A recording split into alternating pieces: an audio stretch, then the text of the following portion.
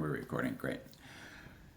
This is Kurt Bodenhausen from Sportico. I am lucky to be joined by Lisa Brummel, co-owner of the Seattle Storm. Lisa, welcome. Thanks, Kurt. Happy to be here.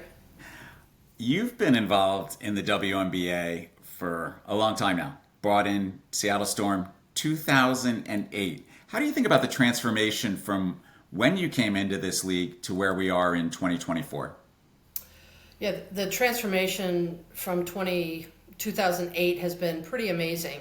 The growth of the league, the growth of women's sports, the number of independent teams that have kind of come from nowhere to drive their teams forward. I mean, when we joined, there were many fewer independent teams and mostly co-owned teams with the NBA. Right. So it's an interesting model to see how the NBA teams have also improved their game in terms of running their teams and the independent teams. But really the growth has been unbelievable, especially in the last 3 or 4 years.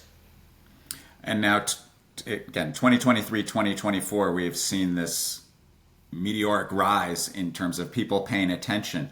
And so how do you think about that as an owner inside of what's really going on here?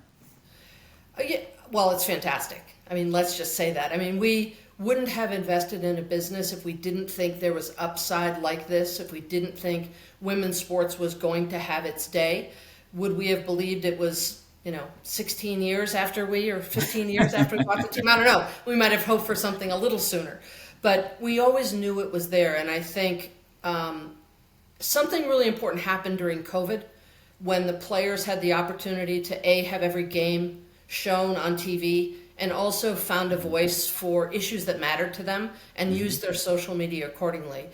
Following that, I think people really took notice. Hey, this is an amazing game to watch, and these players are really interesting people, and we want to start following it. And then once we got past the COVID, nobody can go in arenas started filling up and people started seeing it. And then the college game really came along in a huge way, obviously, in the last year or so, not only with the rookies who've come into our league, but with the freshmen who've gone into university.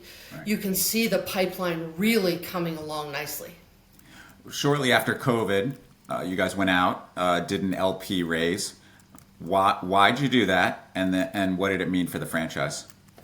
Yeah, so we had been running the team for quite a while, had a very successful franchise. We were profitable, kind of 17 out of 23 years in the playoffs, all good. But at some point you have to look to your future and say, what's really going to matter? What can we control and what will really matter? And we felt like building a practice facility was the next big investment we needed to make to allow our team and the players to really get the kind of attention that they needed. And that's a big investment. We scoped the project at $64 million. We did not have $64 million to put in ourselves personally.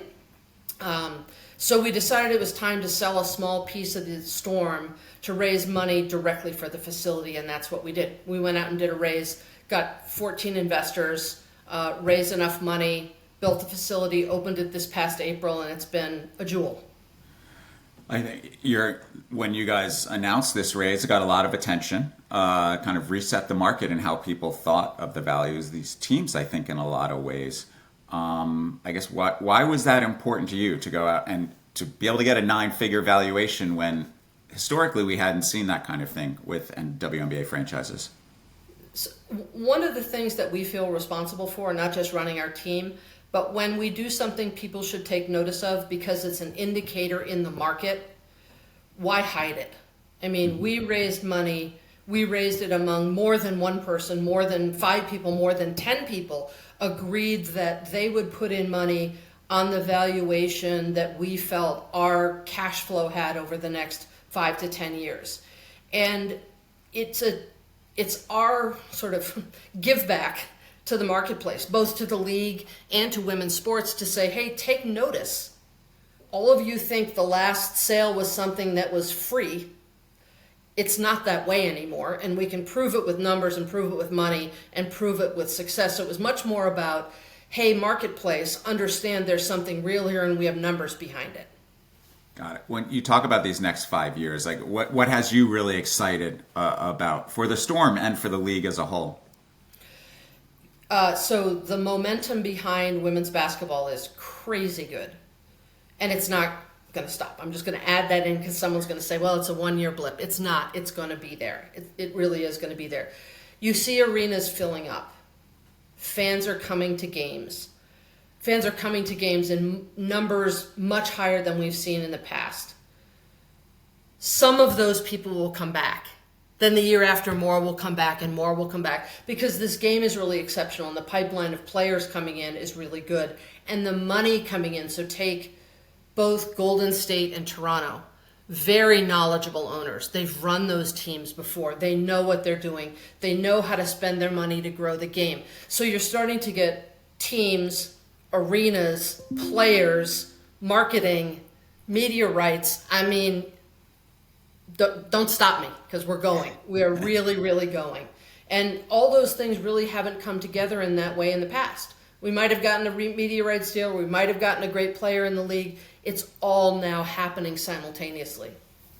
Well, and we'll go back to the practice facility. Investing in your club. Why was that $64 million practice facility important to get built? It was important because the players need a place to stay healthy. They need a place to bond as a team. They need a place to practice. And it's interesting. I listened last night to Skylar and NECA in their post-game press conference, and one of the reporters had asked them about charter and did they love having charter and did it really change the way the team bonded and everything. And they kind of looked at each other and then they said, well, it's actually the practice facility that's changed it. We love charter, never turn it away. It's fantastic. We're so happy to have it, but it's really this place that we always get to go back to and refine, help, fix, whether it's physical, mental, skill-wise. We have this place to do that, and they're here to hone their craft. They're here to be part of something that they can be exceptional at, and the practice facility is the place where that happens. Right. Teams, WNBA, or across all leagues, ticket sponsorship, traditionally driving revenue sources. But I know the Storm have had success on the merchandise side. Why is that? Well, it had typically been a relatively small line, and look, we're a mid-market business. We need to find ways to grow. And so we try different things. One of the most important things we did during COVID, when we had no people in the arena, was to sell merchandise boxes. So you could get a box of swag, t-shirts, sweatshirt, mug, that sort of thing. It was a way to touch our fans again. It was a way to grow our merch line. People love wearing gear for their team. They just love it, especially if cool logos and things like that. And it's a place that we felt had an additional revenue stream, and we've grown it. In the last 5 years, it's grown by 450%. So wow. And I think we have another at least 50% to grow this year. I mean, it's consumed. We have an opportunity at Climate Pledge Arena to be in the lair, which is where the Kraken sell their gear. We take their stuff mostly out and put our stuff in, and the crowds going through the lair for every game are incredible. So for us it's just more revenue that piles on the revenue that we get when people come in the arena. You should come in, love your seat, buy a shirt on the way in, buy another shirt on the way out, get a hot dog, have a good time, come back again. Got it. And you're bringing Sue Bird, you've brought Sue Bird back into the fold, right? Yes, we have. Yes. That seems like a perfect pairing. She's synonymous with the Storm. Yeah, I mean it's fabulous to have Sue. It's fabulous to have an investment from a pro women's athlete. Some have invested, but I think this investment for Sue is a very personal one. Mm-hmm. It's very personal because she helped build this team. I mean, really, we would not be here without her. So to have her guidance. Ooh, sorry, my screen went black there for a second. To have her guidance and help as an owner is invaluable. She's already been fantastic, and love having her. Love it. Well, Lisa, thank you so much for joining us today and giving us insights on what's happening with the Seattle Storm. Best of luck the rest of the season. Thanks so much, Kurt.